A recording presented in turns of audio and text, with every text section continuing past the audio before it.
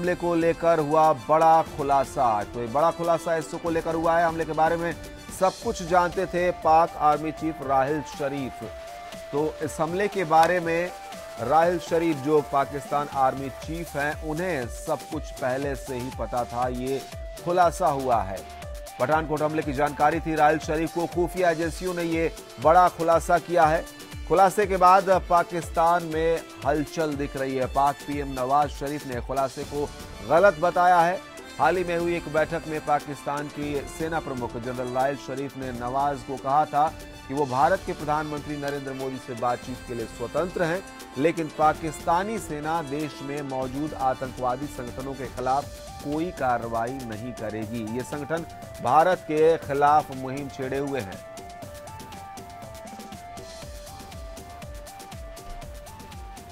और इसी पर ज्यादा जानकारी के साथ जनरल एसपी सिन्हा, रक्षा विशेषज्ञ हैं, वो हमारे साथ फोन लाइन पर जुड़ गए हैं। एसपी सिन्हा जी, जिस तरह से ये खुलासा हुआ है, चौंकाने वाली बात है। वैसे पहले भी इस तरह का इतिहास रहा है कि पाकिस्तान को ये सारी चीजें पता रहती थी। कई तरह के हम लोगों ने डोजियर और सबूत दिए हैं, इस तरह की बातें रखी हैं कि पाकिस्तान की धरती पर इस तरह की आतंकवादी गतिविधियों को बढ़ाया जाता है। और यहाँ भी उसी कड़ी में ये बात एक जुड़ रही है कि वहां पर राहिल शरीफ को ये सारी चीजें पहले से ही पता थी।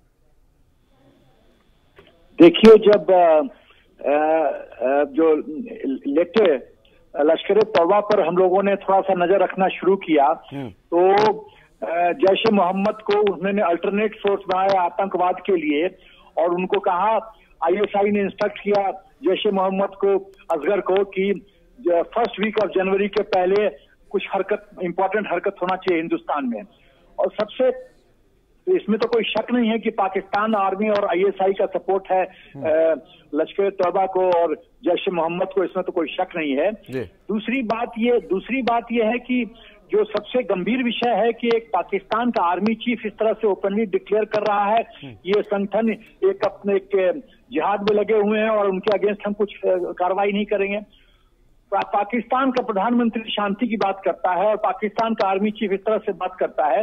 इसका मतलब है, जो बार बार मैं 2-3 दिन से डिफरेंट मीडिया चैनल्स पे कह रहा हूं, कि अब भारत को अब कोवर्ट और एक्शन करके और पाकिस्तान की भाषा में ही उसको जवाब देने की जरूरत है, जो भाषा वो समझता है। क्योंकि बहुत हो गया पेशेंस, बहुत हम लोगों ने शांति का मौका दिया। वाजपेयी जी ने 2004 में मौका दिया था, मोदी जी ने इतना पॉलिटिकल रिस्क लेके शांति के रास्ते पे आगे बढ़ने की कोशिश की, लेकिन पाकिस्तान का डीएनए, पाकिस्तान आर्मी का और आईएसआई का डीएनए नहीं बदल सकता। उनका जो 47, 65, 71 की जो हार का जख्म है वो कभी नहीं भर सकता। इसलिए हम लोग को अब पाकिस्तान से अच्छा व्यवहार एक्सपेक्ट करना भूल जाना चाहिए, और शांति की वार्ता चलती है तो चलते रहने चाहिए, लेकिन जो कोवर्ट एक्शन है उसको तुरंत से तुरंत अंजाम देने की जरूरत है। बिल्कुल एसपी सिन्हा जी, जिस तरह से आप ये बातें कह रहे हैं कि बातचीत का रास्ता अब खुला हुआ नहीं दिख रहा है।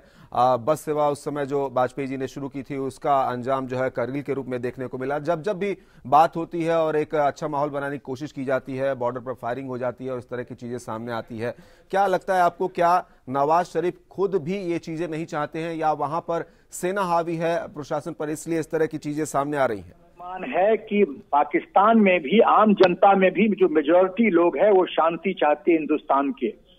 मैं कन्विंस्ड हूं कि नवाज शरीफ साहब हिंदुस्तान के साथ नॉर्मल रिलेशन चाहते हैं, मैत्री चाहते हैं, लेकिन पाकिस्तान आर्मी और आईएसआई उनको स्पेस नहीं दे रहा है।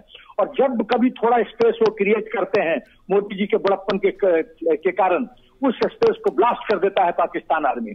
ये दिखाता है कि वो तो खाली मुखौटा है, वो नाम के प्रधानमंत्री हैं, एक्चुअल पावर सेंटर हम हैं। तो और वो 24 घंटा से लेके 15 दिन के अंदर कहीं न कहीं वारदात हो जाती है। चाहे आप बैंकॉक जाइए, चाहे उफा की बात कीजिए, चाहे आप वाजपेयी जी के टाइम का बात कीजिए, कारगिल हुआ, उसके बाद 2004 के बाद, तो 1998 के बाद कंपोजिट डायलॉग की बात हुई थी और कारगिल हुआ।